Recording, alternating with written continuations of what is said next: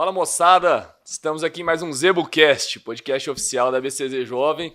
Tô aqui com meu companheiro Emanuel. Emanuel. Fala, Pedrão. Bom demais estar aqui com você de novo. Prazer é meu, agradecer a audiência, a paciência, como sempre, de todos. E Pedro, esse episódio Tem história. tem história. Começou bem, realmente especial. Um prazer pra gente da BCZ Jovem. É uma honra ter ele aqui com a gente. Obrigado por ter vindo. Tonico de Carvalho, grande selecionador, zebuzeiro, a famosa e reconhecida marca Brumado. Obrigado por estar aqui, obrigado por tirar esse tempinho para conversar com a gente. Eu que agradeço estar aqui com vocês e a gente poder conversar, ter uma conversa boa e contar um pouco da história, né, da gente. Muito obrigado. Obrigado a você. Emanuel, geralmente a gente pergunta aqui como é que a pessoa começou nesse meio, né? Pro Tunico é meio difícil, porque eu acho que o meio começou com ele, né? Com a família, com tudo. Mas conta um pouquinho da história da Fazenda Brumado, de como é lá da sua infância, do seu pai, do seu avô, como é que foi essa história toda? A história é comprida, né? É a família Carvalho, né? Que vieram de Portugal em 1700, foram para o sul de Minas, na região de Carrancas, e de lá eles entraram para cá, para o Triângulo Mineiro, que era sertão na época. E eles se estabeleceram ali no Prata, cidade do Prata. No Pontal. E sempre criando gado. Mas na época eram raças taurinas, né? Raças portuguesas, espanholas, não tinha zebu no Brasil. Aí, com a entrada do zebu, que chegou primeiro no Rio de Janeiro e na Bahia, como é conhecido, os mineiros viram as qualidades do zebu e trouxeram para essa região aqui, e a minha família, que era daqui, começou a se interessou. O meu avô, ele veio gado diretamente da Índia para ele em 1918. E então a nossa história com o zebu começa aí, e oficialmente nós consideramos a data de 1920, porque ele registrou a marca dele no Ministério da Agricultura. Tá. E ele era um homem bem avançado, um homem inteligente. Ele se preocupou com o registro da marca porque ele começou a vender reprodutores desse gado de 1918. Então, ele registrou a marca F, e foi no livro número 1 do Ministério da Agricultura, em abril de 1920. Fazem 104 anos, né? E aí começou. Meu pai nasceu no Prata, depois eles vieram para Uberaba, e aqui eles se estabeleceram, tinham propriedades e tudo. E depois o meu pai se mudou para Barretos, e o meu avô também tinha terras lá em Barretos, uma área de terras muito boas, e ele mudou para lá. Foi na quebradeira do zebu, quando todo mundo quebrou, e ele teve que vender quase tudo para acertar. Ficaram as terras e um pouco de gado. Tá. E aí ele foi para Barretos plantar lavoura e levou esse gado remanescente com ele. E tem um depoimento interessante dele, que ele diz que ele gostava tanto de gado e de zebu, que quando o primeiro dinheiro que ele ganhou com a lavoura que sobrou, ele comprou tudo em zebu.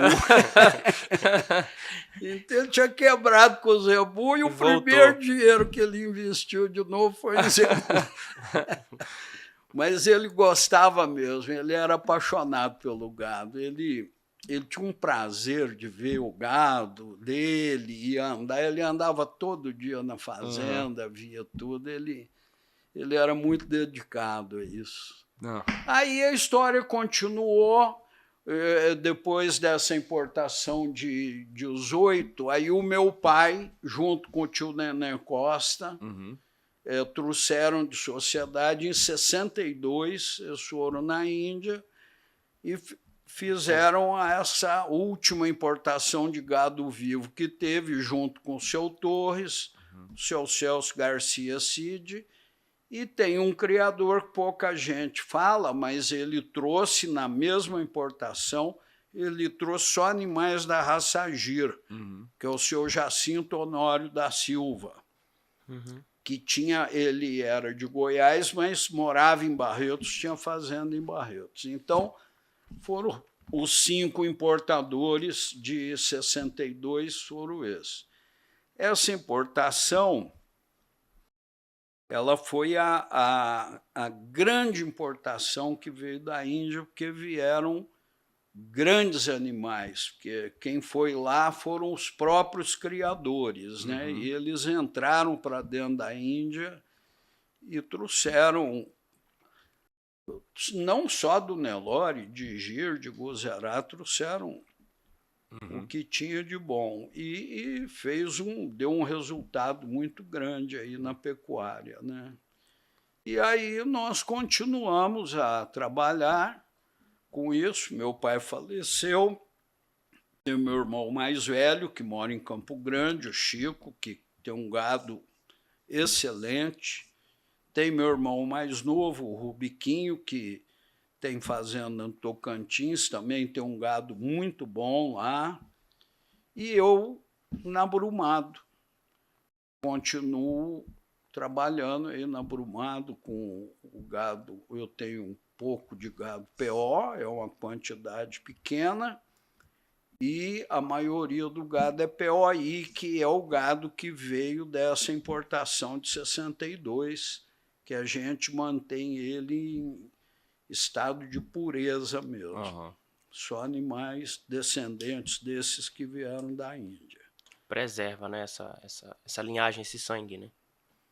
É a linhagem, ou são animais. Eles, para falar simplesmente, eles nasceram no Brasil, mas é como se tivesse nascido na Índia. Eles são puro indianos. Como se fosse uma colônia aqui dentro do Brasil.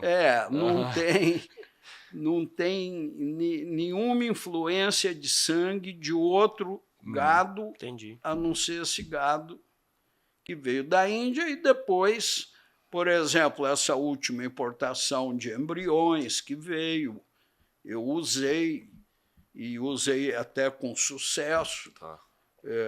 Para mim foi muito bom, usei esses touros dos embriões que vieram da Índia, mas são touros indianos, né? Então nunca saí dessa pureza do gado indiano.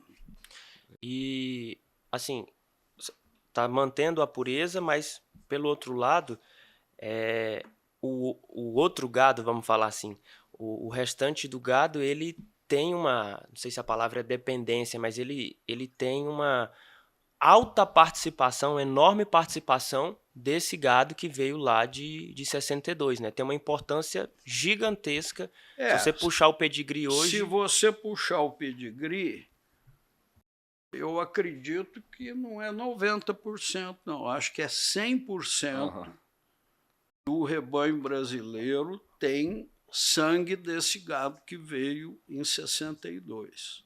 Mesmo as linhagens mais antigas, como a Lengruber, por exemplo, eles usaram touros POI no rebanho. Então, tem sangue de touros POI no rebanho Lengruber. Claro que numa quantidade menor, mas tem. E igual eles, o gado da Bahia também tem. Então, foi realmente porque o gado Nelore que tinha no Brasil... Vamos voltar no começo. Quando veio a importação de 62, o Nelore era uma raça pequena no Brasil. Dominava o Gir, o Indo-Brasil, o Guzerá teve a fase que ele foi maior. O Nelore sempre foi uma raça menor. E vieram muitos animais mestiços, como sendo Nelore. Veio Quilari, veio Cangaiã. São outras raças que lembram o Nelore, mas não é o Ongole, não é Nelore. E então o gado era um gado fraco. Nós temos arquivos, temos fotografias e temos também as matanças nos frigoríficos, que mostram claramente a evolução dos abates antes da importação e depois da importação. Aí, quando veio esse gado, que era um gado de excelência, foram comprados os melhores animais que tinham na época, os criadores que importaram, eles tiveram um desprendimento e, ao mesmo tempo, eles foram muito inteligentes, porque eles não seguraram a genética, eles não trancaram. Eles puseram esses touros para tirar sêmen e venderam essa genética. A inseminação era uma coisa muito... Quando o gado veio da Índia, não tinha inseminação. Foi alguns anos depois, mas eles venderam sêmen, venderam animais para todos os criadores, e isso disseminou essa genética boa para o gado brasileiro todo. Sim. E foi onde o Nelore deu o pulo, né, junto com a abertura na Amazônia e também no Centro-Oeste, no Cerrado. E aí o Nelore se tornou essa raça que hoje é a maior raça de corte zebuína do mundo, né? E aí você e sua família como participantes, né, atores importantes dessa história viva do zebu, você falou do gado do seu irmão, do gado do seu pai, do gado agora da Brumado. Você falou assim, é um gado excelente, um gado muito bom, um gado de ótima qualidade. Para gente, criador novo, o que para você, Tunico, o que para Brumado caracteriza um gado excelente? Quais são as características que você procura? O que você acha que é importante, primordial no animal da raça Nelore? O que vocês mais se preocupam? Olha, eu acho que o principal, você primeiro manter a pureza racial. Se você fugir da pureza racial, você perde a homogeneidade do gado. O animal mestiço, ou que tenha outro sangue, ele não dá uma média de gado. E os animais puros dão uma média muito maior. Se mantendo a pureza racial, aí vem as características da raça. Por exemplo, eu acho que hoje o Nelore ele está perdendo, e isso acentuou muito esses últimos anos, umbigo. O gado Nelore é um gado de umbigo curto. O gado está com muito umbigo. Aprumos, que é importantíssimo, perdeu a qualidade de aprumo. Linha de dorso e as primeiras costelas, que isso anda junto. A hora que se afina as primeiras costelas, o dorso perde a qualidade. Isso tudo atrapalha o animal se locomover e tudo. E, então, esses problemas foram feitos através da nossa criação, porque isso não é da raça. Entendi. A raça não tem esses problemas. Se você for na Índia, como eu já fui várias vezes, você não vê esse tipo de coisa lá. Inclusive porque os animais eram usados até recentemente para tração.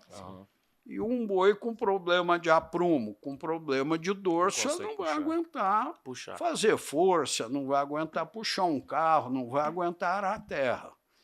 Então, é uma coisa que foi construída pela raça através de milhares de anos, né? E nós temos que ficar atento a isso.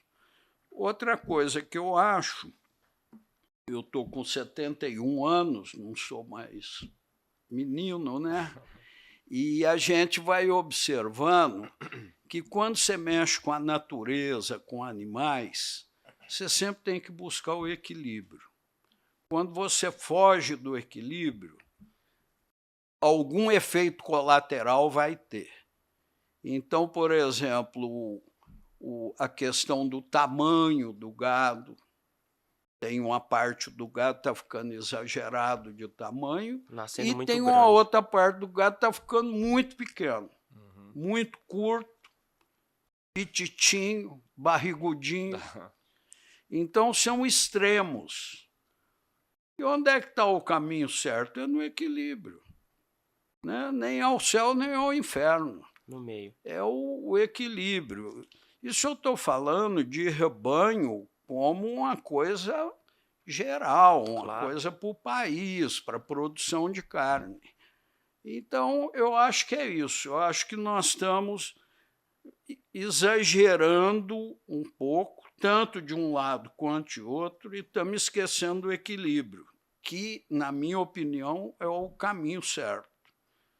É o animal que vive bem nas nossas condições, porque hoje você tem alta tecnologia, você tem confinamento, tem tudo, mas a média, a grande maioria do gado do país é criada a pasto. Sim.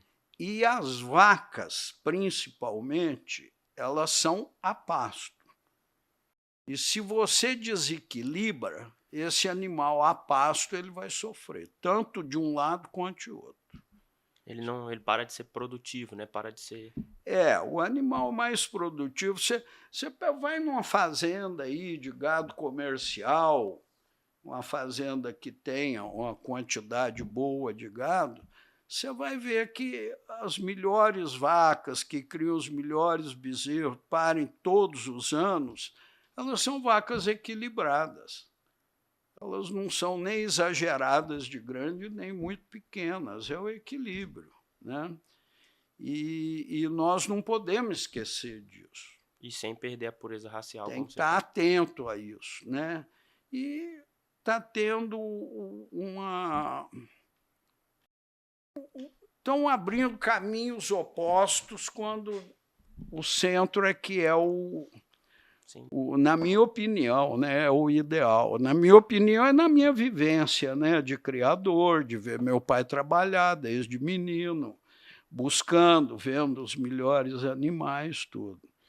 E que também nós sempre tivemos ligado ao gado, vamos dizer, registrado, o gado de elite, mas nós a vida inteira trabalhamos com gado comercial, né? Tivemos sempre gado comercial em Goiás, em Mato Grosso, engordávamos boi e tudo. Então, isso dá uma prática, uma vivência para a gente ver como é que é. Faz o ciclo completo, né? O meu pai fazia. E, assim, você falou de tecnologias. Vocês também, pela história aqui que eu estava lendo, vocês também foram pioneiros em algumas das biotecnologias. E como é que foi isso lá atrás? Conta dessas dificuldades, de lá atrás já usar, já ser os primeiros. Eu acredito que deve ter tido vários empecilhos que vocês tiveram que superar. Foi difícil, né? Toda tecnologia, quando você começa, ela ainda não se ajustou, né? Você está fazendo, mas o meu pai tinha uma qualidade, dentre as várias que eu acho que ele tinha uma qualidade muito grande. Ele sempre gostou de inovação. Então, por exemplo, nós começamos a fazer inseminação artificial logo no começo. Transferência de embriões em 1980. Fazem 64 anos que nós mexíamos mexemos com transferência de embriões. A FIV, que hoje é uma tecnologia, vamos dizer, normal, todo mundo usa, nós somos os primeiros que fizemos comercialmente. Entendi. Com o pessoal da USP, de Ribeirão, ainda estava em estudo tudo, nós fomos os primeiros. Então vou perguntar por curiosidade, qual que era a diferença de hoje, você fazendo inseminação na fazenda, com quando você jogou o pessoal da USP lá dentro da fazenda para testar isso? Como é que eles começavam a fazer isso lá? O que era os problemas que eles tinham, que hoje você resolveu? O que eles... Você fala em embrião? Não, na transferência na inseminação. Na inseminação? Bom, inseminação, para começar, eram ampolas. E você tinha que, o inseminador, ele tinha que pegar, quebrar a ampola, deixava ela descongelar, punha uma pipeta e puxava aquilo com a boca. Tá. E aí pegava e punha na vaca. Hoje não, hoje você tem as doses. Você põe lá, você vê a temperatura certa, põe dentro e insemina. Então, o grau de concentração de sêmen também era uma diferença enorme. Tá. O meio de cultura para fazer sêmen naquela época era ovo. Hoje não, você tem, né, produtos que foram desenvolvidos espetaculares. Antigamente era ovo, natural. Tanto que o sêmen era bem amarelo, né, quando se olha nas ampolas. E as ampolas são, normalmente, elas têm uma quantidade gigantesca de espermatozoides. Se fosse hoje, com uma ampola, você faz 15, 20 doses, entendeu? Com uma ampola, porque concentrava muito para fazer. Então, mudou muito, a tecnologia avançou demais. E aproveitamento nós sempre acompanhamos isso, porque uma fazenda, uma criação centenária, né, de mais de 100 anos, você vê hoje, na Brumado, todas as fêmeas que ficam no rebanho, é feita a genômica delas. Legal. É feito o ultrassom de carcaça completo e elas são participantes do PMGZ. Legal. Então, é tudo que tem de mais moderno hoje para você ter o rebanho. O rebanho é todo avaliado e tudo feito dessa maneira. Então, nós nunca perdemos o passo dessa evolução. Estamos sempre acompanhando, né? Seguindo o que você falou do seu pai, que era muito inovador, né? Nunca deixou... Ele era mesmo. Por exemplo, o primeiro teste de maciez de carne em zebuínos do Brasil foi feito com touros do Brumado. Nós coletamos esse material, mandamos para a Austrália. Os exames foram feitos na Austrália. Isso há mais de 20 anos atrás. Entendeu? Então, nós avaliamos nossos touros, mandamos dos touros reprodutores. E foi feito lá. Então, sempre a gente está buscando estar acompanhando essas evoluções, a tecnologia mais moderna. Tudo. A única coisa que nós não fizemos lá, aí é uma questão de prisma, né, de olhar, foi, como é que fala? Clone. Porque, no nosso entender, o clone ele preserva o animal, mas ele não evolui. Entendi. Certo? Você tira tem um animal excepcional, tudo bem. Você pega um clone dele, você vai continuar no mesmo lugar que você estava. Você não melhorou. E como nós pensamos em melhoramento sempre, então nós nunca nos preocupamos em fazer clone. Tá. Eu, por exemplo, podia ter feito clone do Gero, da mãe do Gero, tudo. Nós não nos preocupamos com isso, porque nós pensamos em evolução, em evoluir. Agora, isso é uma coisa nossa. Não estou dizendo que o clone não é bom. Sim. Mas nós, lá na Brumado, não nos preocupamos com isso. Tá. É como você faz, né, na sua casa, como você faz dentro da sua seleção, né? Essa questão de não se preocupar com o clone. É isso. A gente sempre acha que tem que melhorar, você tem que evoluir. E o clone não traz evolução, você fica estático. Sim. É só isso. Mas nada contra quem faz, sim, nada contra realizar. Acho até que o clone, por exemplo, ele pode ter um uso bom, você ter um animal jovem, excepcional, você clona ele e deixa lá. Se acontecer um acidente com esse animal no futuro, ele ser um animal jovem que ainda não foi usado, você tem um clone que aí sim você vai ter tempo de usar. Mas não como evolução de seleção. Em evolução de seleção, eu acho que o papel do clone não entra aí dentro. Falando... Não, pode ir. Falando em evolução de seleção, eu já queria colocar uma pergunta assim. Como é que você vê a evolução da raça Nelore, a evolução principalmente dos touros, dos raçadores, pelo tempo de seleção que vocês têm, pela quantidade de touros de central e touros raçadores que vocês fizeram?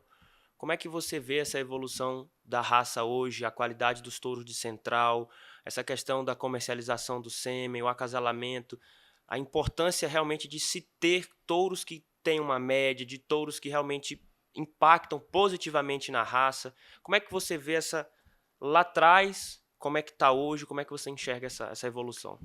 Bom, agora é um assunto polêmico, né? Porque eu, como criador antigo, eu tenho, igual eu falei, nossa maneira de pensar. Eu acho que dentro do que eu falei há pouco tempo, que o gado uma parte do gado está muito grande, outra parte ficou muito pequena. Essas duas coisas atrapalham a qualidade da carcaça, tanto um quanto o outro, em qualidade de peças, a carcaça, e muito pouco equilíbrio. Então, eu acho que, na média, não é que não tenham touros bons, mas, na média, a qualidade dos touros hoje está deixando um pouco a desejar. Tanto os animais, vamos dizer, que fazem parte desses programas de melhoramento, quanto os animais de pista também. Sim, verdade. Eu acho que está deixando a desejar, na média, nos dois lados, nas duas linhas. E porque tá faltando, de um lado, o excesso de tamanho, do outro lado, a falta do olho do dono para ver os defeitos. Porque, sem dúvida, esses programas de avaliação têm um papel importante na criação, na evolução do gado. Mas o pessoal está esquecendo de usar o olho. E os programas de avaliação, qualquer um deles, são dados que você põe dentro do programa e o computador vai soltar o que está lá. Mas o computador não vai ver um boi do chanfro torto, ele não vai ver uma novilha despigmentada, ele não vai ver um animal ruim de aprumo, ele não vai ver um animal do dorso lombo ruim. Então, isso é o acompanhamento do proprietário, do criador do gado, é que tem que fazer. Essa tecnologia toda, ela surgiu nos Estados Unidos. Vocês sabem disso. E nós tivemos uma joint venture nos Estados Unidos, na década de 80, e esses programas eles já eram usados lá comumente, era uma coisa do dia a dia, não tinha. Agora, os americanos, eles são práticos. Uhum. É inegável que eles são um povo prático, um povo objetivo. E eu via muito lá, como nós estávamos lá sempre, então nós íamos, criadores, amigos, tudo, fazerem apartação. Como é que eles faziam? Ele pegava a produção dele e fazia um corte, o que ele queria. Como é o corte? Eu quero pegar os 20% melhores animais do meu rebanho. Entre os de 20 a 30, vamos dizer. Então, o sujeito ia lá no curral com todas as avaliações, 30% para cá, 70% já não se olha mais. Só que aí ele pegava esses papéis, essa avaliação, punha de lado e mandava trazer os 30%. Aí ele ia apartar o gado, fazer o que eu acabei de falar, tirar os animais com problema de aprumo, de pelagem, de conformação, tudo. Ele tirava e ficava com a parte que interessava a ele. Hoje, a maioria dos nossos criadores não faz isso. Tem os que vão só no olho e tem os que vão só no papel. Uhum. Eles pegam lá o papel, corta, passa para o peão, fala a parte disso aí que é cabeceira. Não é assim. Entendeu? Então, nós temos que saber usar essas tecnologias. Uhum. Por exemplo, tem criador que está com um rebanho bom, mas ele tem uma deficiência numa característica. Então, vamos supor, o Tunico tem o gado dele está com deficiência de peso ou sobre ano. Tá. Aí eu só penso em número. Uhum. Eu vou lá, em vez de eu ir atrás dos touros de peso ou sobre ano, eu vou olhar o final. Eu vou olhar se ele é 0,1% no tal programa, se ele é DECA1 no outro, se ele é não sei o quê. Às vezes eu estou escolhendo um animal que é DECA1 ou 0,1, mas ele não é bom naquela característica que eu preciso.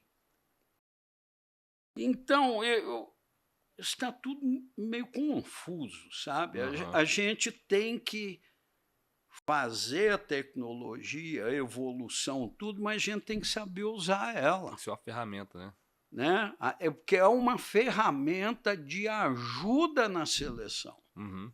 Não é só ela que vai fazer a tua seleção. Ela vai te ajudar a selecionar. E para você te ajudar a selecionar, você tem que aprender a usar ela. Eu acho que não está tendo. Apesar da BCZ alertar isso constantemente para os criadores. Mas o mercado não está falando isso. O mercado quer saber ali o final, né? O papel impresso. Então, eu acho que isso tudo com o tempo se resolve. Uhum. Porque eu já vi isso há 30 anos atrás isso que eu ia falar. Acontecer nos Estados Unidos. E é o caminho correto e vai acabar acontecendo aqui. Uhum. São fases que você já viu. A gente já viveu isso, já passou por isso, né? E é um pouco, é até engraçado, ele estava falando e eu fui pensando aqui, Pedro, é meio até contraditório, porque sendo um pouco saudosista, também estou dando aqui a minha opinião. Antes, com bem menos tecnologia de reprodução, tinha bem menos nascimentos, era uma quantidade muito menor é um N muito menor para você ali tirar um raçador, tirar um touro, a dificuldade, porque era um número de nascimentos, a quantidade muito menor. Hoje, com todo mundo fazendo FIV num volume alto, programa de melhoramento, tem essa dificuldade. Pista de avaliação, julgamento, tudo em vários criadores. As centrais estão cheias de touro de central, mas quando você vai, vai peneirar, secar o bagaço mesmo ali, sobra pouca coisa. Sobra muito pouco. Proporcionalmente, muito menos do que tinha que ter muito mais. Tinha que ter muito mais. É isso que eu tô querendo falar. A proporção era para ter. Essa é a hoje era para você escolher tranquilo. Eu acho central, que você era para ter uma prateleira cheia. Tudo junto é um mau uso do que nós temos na mão e que podemos fazer um bom uso. Porque não é só o 01 que é o bom. Às vezes você tem um animal, sei lá, 1 ou 2, que é mais importante para você do que aquele 01. Para determinada característica. Entendeu? Mas o pessoal focou muito naquilo, aquilo. E não é assim. Agora, a hora que o criador começa a ver, está acontecendo isso. Verdade. Começa a ver o resultado, o nascimento dos bezerros, vem as novilhas e tudo, ele começa a olhar aquilo e repensar. Já pensa, né? Então, eu acho que vai acontecer o equilíbrio. Vai vir o equilíbrio, sem dúvida. Agora, claro, num país desse tamanho, o maior rebanho do mundo, você não faz isso da noite para o dia. Verdade.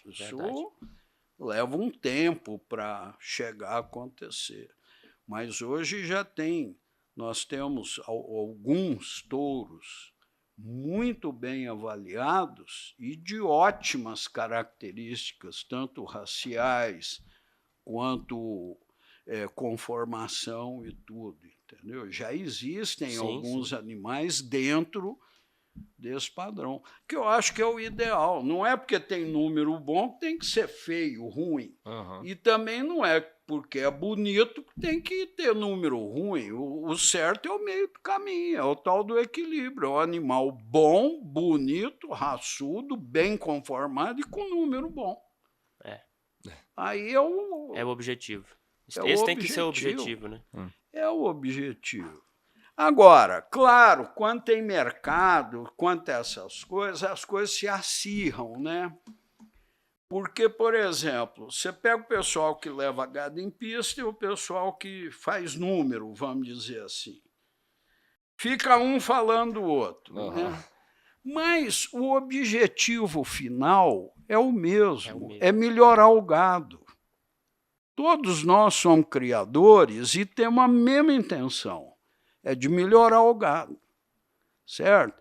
E você não vai melhorar só de um jeito e nem só de outro. Você vai melhorar a hora que tiver tudo junto e a coisa vai para frente. Questão de opinião, eu vejo as coisas dessa maneira. Né? Igual você falou, não é nem o céu e o inferno, é procurar o meio. É isso. Nenhuma das extremidades. Vamos ficar na terra, vamos para a praia. Vai lá.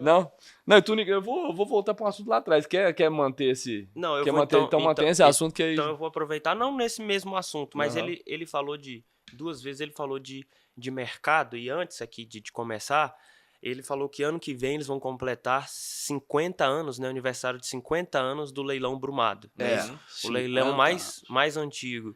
E aí isso veio já a vontade de fazer a pergunta de coisas que ele pode relatar para a gente aqui, de coisas interessantes, coisas diferentes que ele viveu da forma de comercializar os animais. Porque quem comercializa há 50 anos já passou por crise, já passou por moedas diferentes, já passou por formato de venda diferente.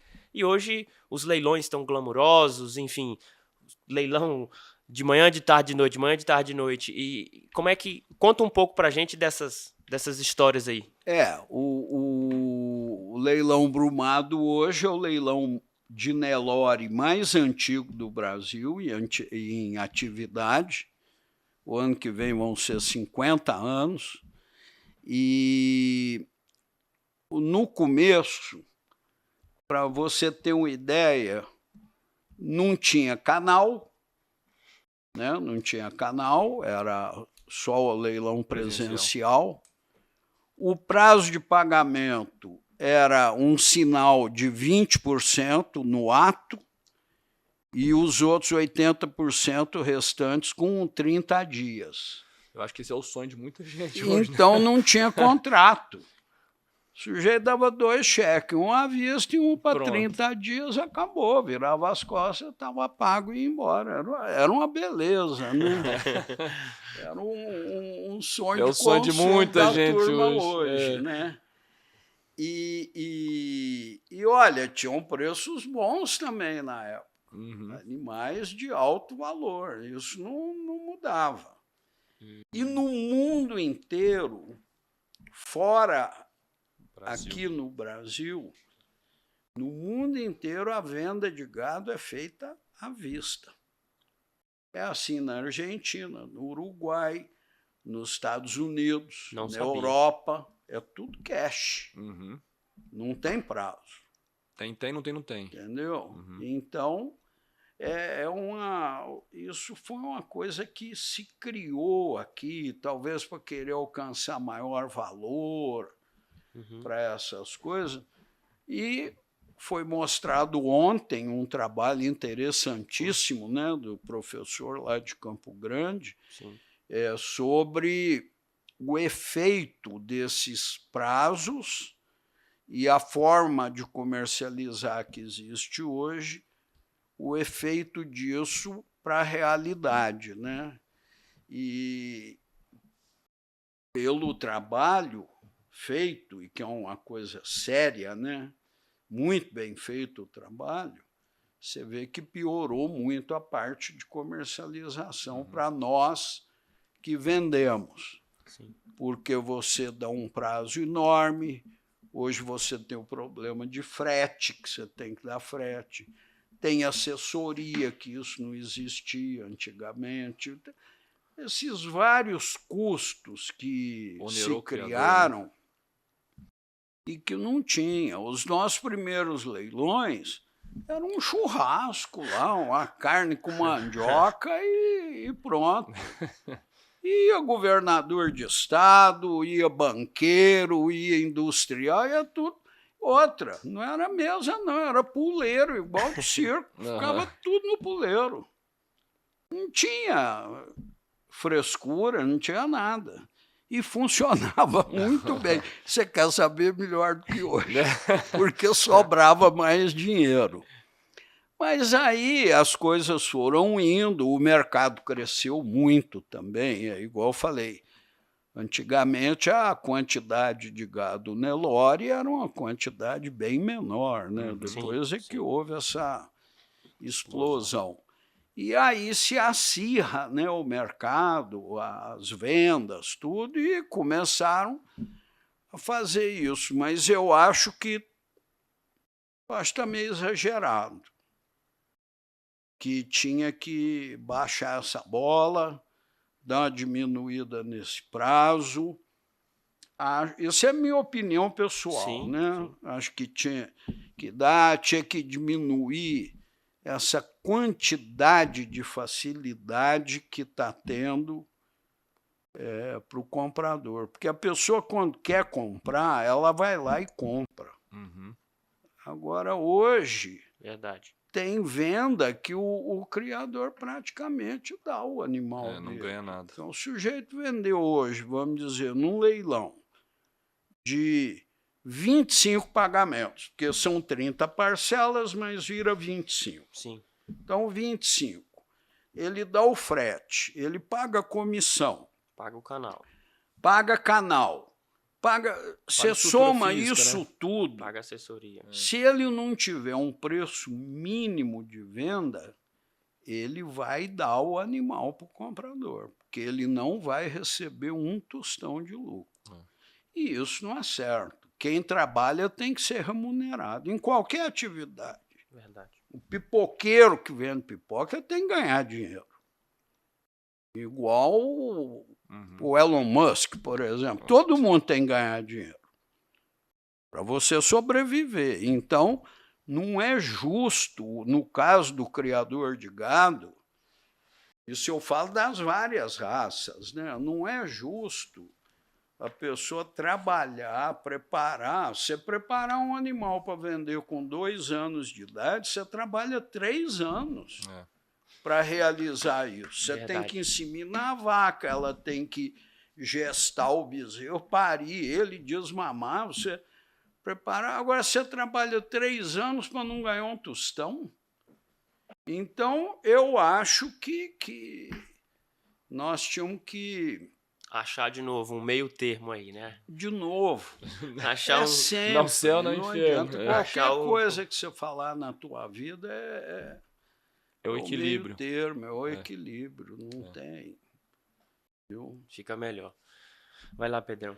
Não, eu vim perguntar, porque a gente estava conversando aqui atrás também, que você estudou em São Paulo. Você foi um tempo da sua vida para São Paulo, igual eu acho que eu e o Manuel também fomos. Então, nessa mesa 3 que compartilha a mesma história. Como é que foi sua trajetória? Se mesmo lá em São Paulo você tinha contato com a fazenda ou por algum período da sua vida você se afastou e depois voltou, seu pai te chamou e falou: Tunico, vem, volta aqui comigo, vamos trabalhar junto.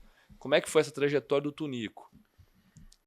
Eu nasci em Barretos, me mudei para São Paulo com 6 anos, e o Rubiquinho tinha 5. O Rubiquinho é 1 ano mais novo que eu.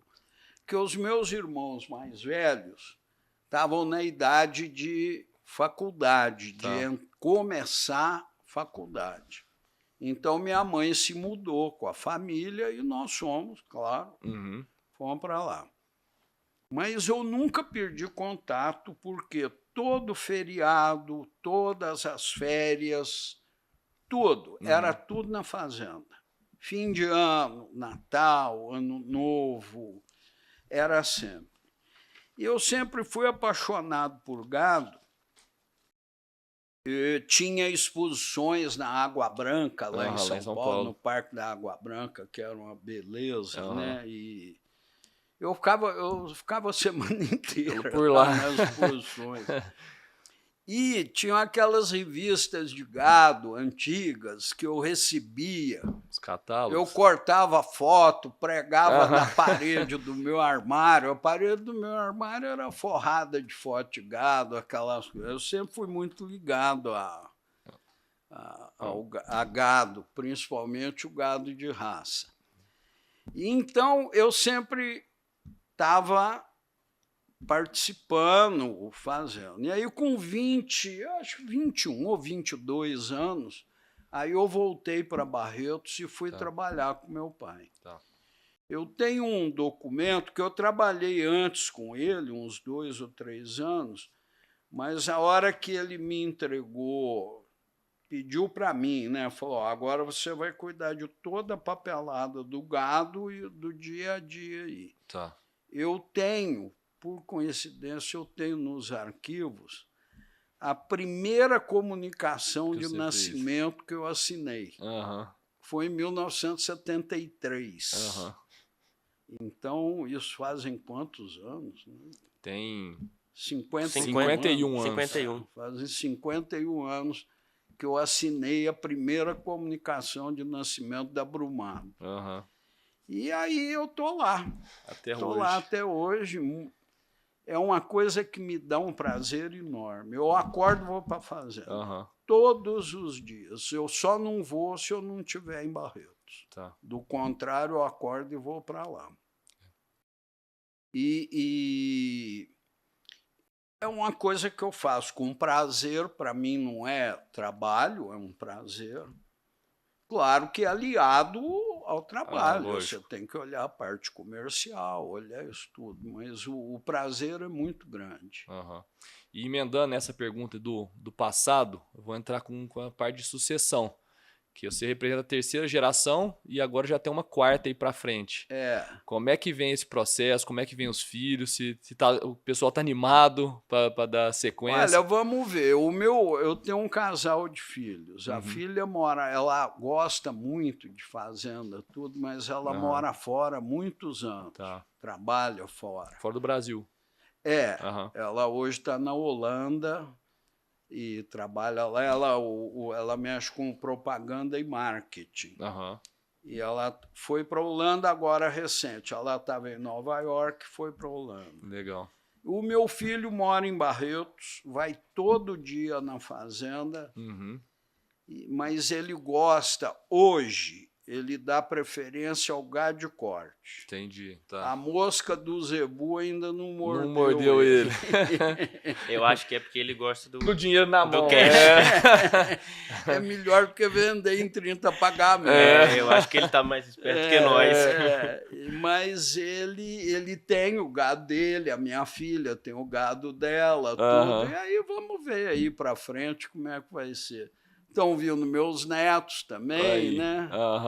Então vamos ver. Por enquanto não tem nada assim definido não. Mas boa. Vai ter, alguma coisa vai ter. Não, com certeza. Tá no sangue, não tem jeito. Tonico, agora caminhar para frente na linha do tempo. Você falou várias vezes do Gero e é um touro realmente muito importante dentro da raça Nelore. Foi um grande campeão que conseguiu ser grande campeão aqui e se tornar um raçador, fazer grandes matrizes, fazer grandes vacas, que isso que é o principal. Conta pra gente um pouco da história dele, como foi fazer esse grande campeonato, como é que foi isso para vocês, a contribuição que ele deu para os outros rebanhos e também para o rebanho da Brumado. O Gero, eu resolvi, quem já olhava o gado praticamente sozinho nessa época já era eu, porque meu pai já estava de idade e ele tinha muitos outros negócios, tinha fazenda em Goiás, em Mato Grosso, negócio. Então o gado já estava mais comigo. Mas ele nunca deixou de acompanhar e nunca deixou de me vigiar, né? Uma vez que não estava fazendo muita besteira. Mas o Gero me veio na cabeça de fazer umas FIV com touros PO na época. Eu escolhi 2 touros, o Bitelo SS e o Ranch. Aí eu fiz FIV com vacas de ponta, porque também você vai fazer, faz direito ou não faz, né?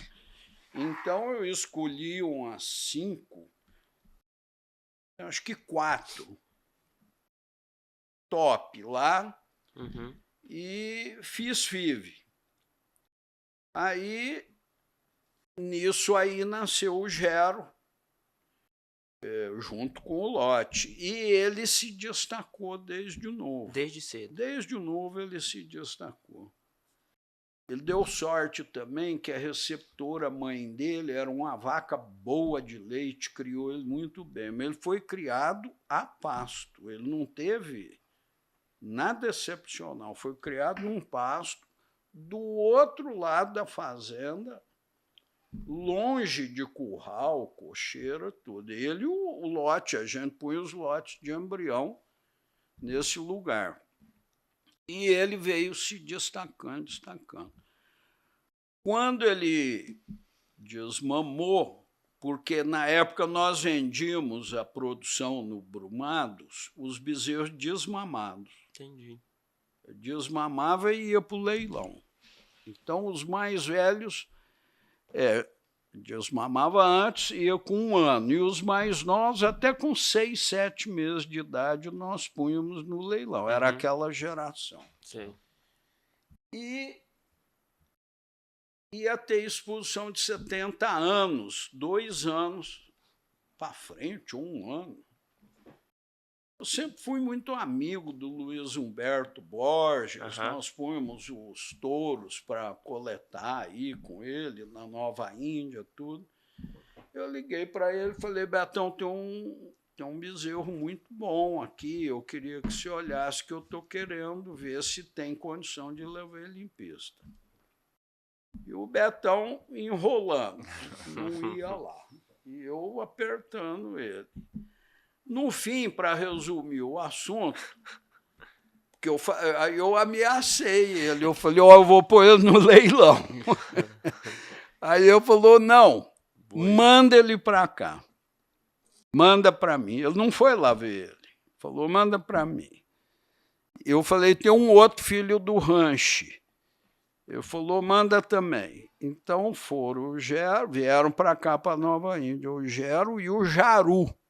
O Jaru era filho do Ranche, na mãe do Dariti, que foi um touro nosso, que vendeu muito sêmen na época toda. E vieram os dois. Mas o Gero, realmente, ele destacava. Ele era um animal diferenciado. E aí eu fiz uma sociedade com o Luiz Humberto, no Gero, nós ficamos sócios, meio a meio, e ele cuidou dele, preparou e levou em exposições, tudo. Ele ganhou aqui muito jovem, acho que ele tinha 22 meses. Se eu não estou enganado, era uma coisa assim, ele não tinha 2 anos. E ele realmente, a mãe dele era uma vaca excepcional, o pai é o Bitelo SS, não precisa nem comentar.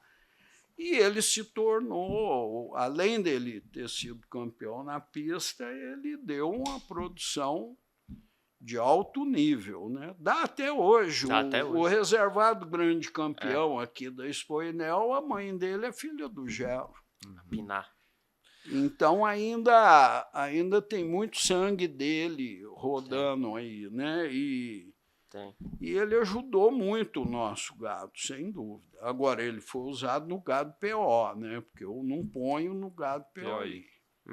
Eu fiz excepcionalmente essas coletas de embrião, mas nunca inseminei vaca POI com boi PO. Entendi. Tá. E é interessante ele falar que da forma que ele foi criado, né? Foi no pasto lá, desmamou a pasto. Talvez foi mesmo, talvez não tá é aí conversa, um tratamento VIP. Talvez tá aí a receita de ser um grande campeão sadio, um grande campeão que produziu sêmen, um grande campeão que até hoje... ele vendeu quase 300 mil doses, né, de sêmen. Ele produzia muito sêmen. Era muito fértil. Touro sadio que a gente precisa. E como você falou, ainda está muito atual, tem muitas doadoras, muitos animais em pistas, netas dele. Tem muito sangue dele. Ele trouxe muita raça, né? Ele dá um tempero racial muito bom pro gado. Raça, comprimento. Dá. Comprimento é com ele. Ele era o boi mais comprido da raça, né? Na época dele. Hoje eu não sei se tem algum, mas... não sei se bateu ou não. Na época ele era o mais comprido da raça. Mas não foi só ele, nós tivemos vários touros. Deixa eu contar uma curiosidade para você. Nós tivemos um touro chamado Medabádio do Brumado, que é filho do Curupati e é pai do Himalaia. São touros famosos também. O Ahmedabad, ele fez uma coisa que ainda não foi feita por nenhum outro touro. A Expoinel, que acabou de ter aqui em Uberaba, hoje ela é fixa em Uberaba, mas no começo ela foi feita uns anos na Água Branca, em São Paulo, e depois ela começou a ser itinerante. E em Goiânia, o meu pai levou um lote de filhas do Ahmedabad, todas da criação dele, do Brumado. Não tinha animal comprado, não tinha, nós nunca levamos. Quando nós levávamos em pista, porque o último foi o Gero, mas quando nós levávamos eram só animais da nossa criação. Chegou em Goiânia, todas as filhas do Ahmedabad, a campeã Bezerra, a campeã Nuvilha, que isso faz tanto tempo que na época não tinha maior e menor, era só campeã Nuvilha.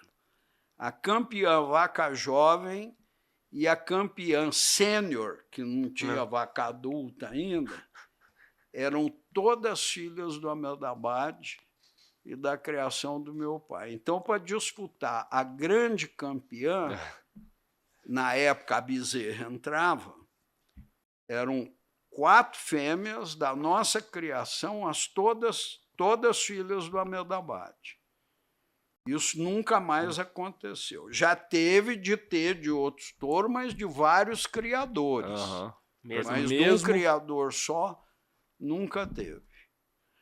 Uma hora vai ter, né? Mas até agora não teve. É muito difícil. É difícil. Esse touro foi um grande touro. Foi um touro excepcional.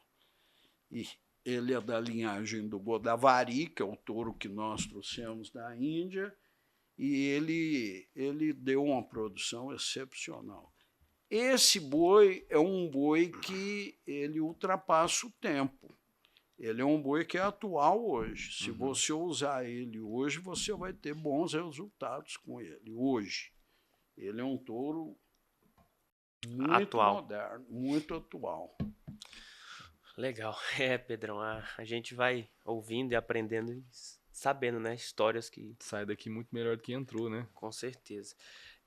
De novo aqui na sequência aqui histórica que a gente tem, falou rapidamente aqui que vocês compraram fazenda no Texas, né? Dessa que você, em algumas respostas também, você citou essa parte nos Estados Unidos, você teve um aprendizado lá, teve também a questão do Brahma. Conta pra gente dessa... O meu pai sempre recebeu visita de criadores do mundo inteiro. Até da Rússia foi gente lá. Porque a Rússia tem uma área na divisa com a China, embaixo, que tem zebu lá. Sabe? É uma área mais semitropical, assim. Não é tropical, mas já mais temperada. Não é aquele gelo da Rússia. Então... E veio um pessoal da Rússia, e já veio gente do mundo inteiro lá, felizmente. E os americanos, um grupo de americanos, interessou pela raça Nelore. E nós fizemos uma joint venture com esse pessoal. Então, teve essa fazenda, chamava-se Forestar, no Texas, ali na região de Hungerford. Nós éramos vizinhos e muito próximos dos 2 maiores criatórios de Brahma do mundo, que é os Hudgens, que são os mais antigos, e o V8. São os 2 grandes criatórios de Brahma que tem. E, inclusive, ficamos muito amigos, tivemos parcerias e tudo. Bom, o meu irmão mais novo, o Rubiquinho, que já tinha morado anteriormente nos Estados Unidos, é fluente em inglês, tudo, o meu pai pediu para ele se mudaria e ele aceitou. Ele foi com a esposa, tudo, e ficamos lá 10 anos. O Rubiquinho é quem cuidava da fazenda, tudo. Mas com o tempo, além do Nelore, nós compramos uns animais Brahma, rebanhos Brahma, de alta qualidade, tanto nós ganhamos campeãs em Houston, ganhamos uma campeã jovem em Houston, campeão júnior, reservado campeão júnior. Então, nós tínhamos um gado muito bom lá. Só que aí meu pai foi ficando mais de idade, o meu irmão, por causa dos filhos, estavam crescendo, ele quis retornar. Então aí o meu pai falou, olha, meu filho, se você quiser mudar, você vem, mas aí eu tenho que terminar essa operação aqui. E assim foi feito, terminou.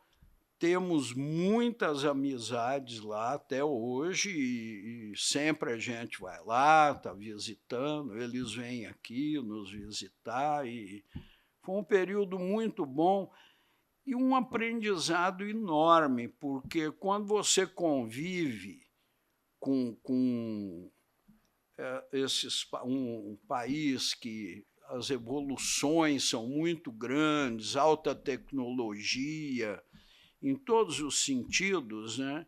E mesmo para a família, porque os meninos foram estudar lá, na época, os que tinham idade, meus sobrinhos, tudo. Então, é sempre uma oportunidade que se abre, né? Foi muito bom. Legal. Pedrão, o que você fala desse papo? Não, eu satisfeito demais. O que é isso? Aprende aqui. A gente chega aqui na mesa. Não, é só agradecer. Tonico, antes da gente despedir de você, fala um pouco aí para o nosso público, né? A gente é da BCZ Jovem, a gente tenta atingir esse público, tenta dialogar com a moçada. Não é mais da nossa idade, né, Pedro? Que a gente já tá meio passado. A gente já tá mais velhinho um pouco. Vocês estão passados, né? E eu, como é que eu tô? Mas o que você deixaria aí de uma fala, algum conselho, alguma dica para a turma que quer começar na pecuária, quer começar com zebu, quer não obrigatoriamente ser um criador, mas entrar nesse nosso mercado, na pecuária? O que você deixaria aí de fala para a turma nova? O que eu posso deixar é uma mensagem de muito otimismo, porque o Brasil hoje é líder no mercado de carnes do mundo. Ele vai se manter nisso por um tempo enorme, eu nem sei mensurar até quando, porque nós temos todas as condições de continuar liderando esse mercado de carne, e sendo os maiores do mundo. Nós temos clima, temos água, temos sol, temos as raças certas, são as raças zebuínas. Você já imaginou, igual nós passarmos uma seca dessa que nós passamos, se nós estivéssemos criando gado europeu, de sangue europeu, aqui no centro-oeste, no sudeste, morre tudo, não fica nada. Então ficam os cruzados. Hoje você tem a opção do cruzamento. Eu não estou falando mal do gado europeu, estou dizendo uma questão de clima, de sobrevivência. O criador brasileiro ele foi tão perspicaz que ele viu, nós fomos colonizados por europeus. E nós nos desligamos da colônia e fizemos o maior rebanho de gado do mundo com boi indiano e capim africano. Nós não ficamos plantando graminha de muda aí para coisa. Nós fomos para os capins de semente da África e fomos para o gado zebu indiano. Por que esse sucesso? Porque se adaptou no nosso clima. Esse é o grande sucesso da nossa pecuária. É o capim africano e o boi indiano. Se nós tivéssemos ficado amarrados com a colônia, nós não íamos ter pecuária. Nem de corte, nem de leite. Né? Então, a minha mensagem aí para a moçada é o seguinte: tem um futuro enorme, um campo muito grande. Nós precisamos e vamos precisar cada dia mais de tecnologia, de melhoramento em todos os sentidos, de avanços. Não é só no gado, é no solo, nas variedades de capim, no preparo de solo, no manejo, porque o manejo é muito importante numa fazenda de pecuária, né? Às vezes, você fazendo um bom manejo, você não precisa usar tanto adubo, tanta coisa, desde que você faça um bom manejo. Então, eu estou sendo meio alongado aqui, mas é porque é um campo enorme que tem para vocês que são novos, em todos os sentidos em relação à pecuária em geral.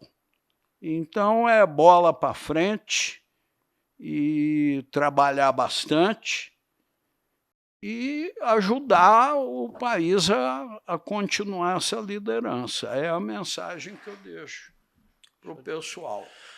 Show de bola, é isso aí.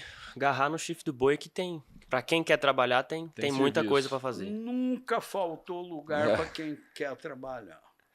Falta lugar para vagabundo. Aí não tem lugar para ficar.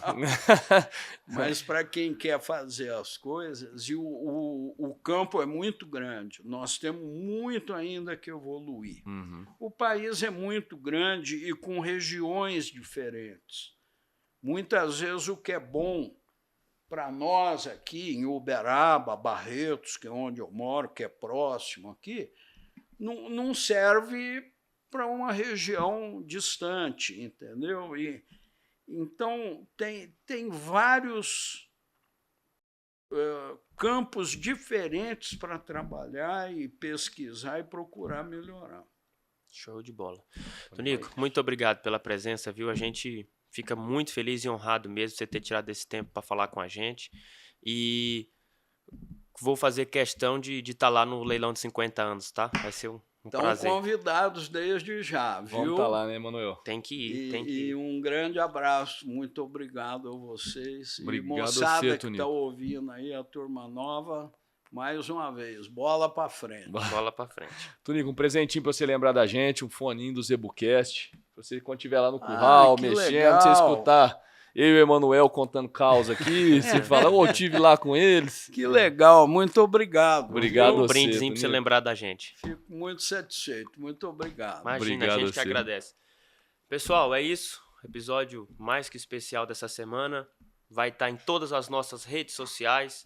Agradecer mais uma vez a paciência e a audiência de vocês. Espero que tenham gostado, porque aqui a gente Gostou adorou, né, bastante. Pedro? Juntou Obrigado. tradição com perspectiva para o futuro. É isso aí. Foi. E, em resumo, vamos achar o meio termo, vamos achar o equilíbrio. Vamos achar equilíbrio. Isso aí. Pedrão, obrigado mais uma vez. Toda quinta-feira, 8 horas. Toda quinta às 8, no YouTube da BCZ TV, no YouTube do Zebucast, tá no Instagram, tá no Spotify, tá em tudo que é lugar, tá bom? Grande abraço, fiquem com Deus e até semana que vem.